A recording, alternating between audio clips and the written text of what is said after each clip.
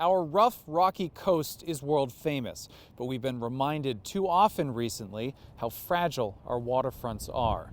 Wednesday was one of those days. Mainers are a resilient bunch. That's David Blowy. When you make your living on the waterfront, you need to be. I was sort of in tears a few times in the last 24 hours, and then you just like, no, I'm going to focus on the positive. We're okay. We were very lucky. Of Maine's 5,000 miles of coastline, 20 are working waterfront, up and down the coast. Wednesday's storm battered precious infrastructure. It's Kittery to Cutler. So widespread was the destruction, Marine Resources Commissioner Patrick Kelleher took a helicopter ride Thursday to survey the damage. Every conversation I have had in the last 24 hours starts with, I've never seen it this bad.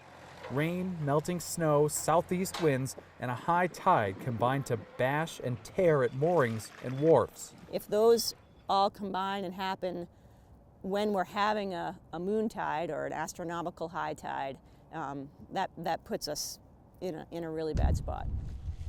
Those who work the wharfs here in Rockland and beyond work together to clean up. Competition's one thing, and then that's like being on the water and having problems with your boat. Everybody's been on both ends of the tow line. So. While they work with experts to plan how to redesign infrastructure to protect against the multiple dangers of future storms. The Island Institute's Jen Seavey compared it to taking care of a sick body. So you've got to approach each one of the stressors to holistically take care of the health of this entire working waterfront.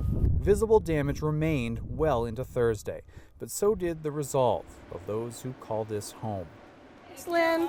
See you soon. Coastal Mainers won't wait long to see their waterfronts tested again. Another storm rolls in Saturday, and that tide is expected to be a foot higher than it was on Wednesday.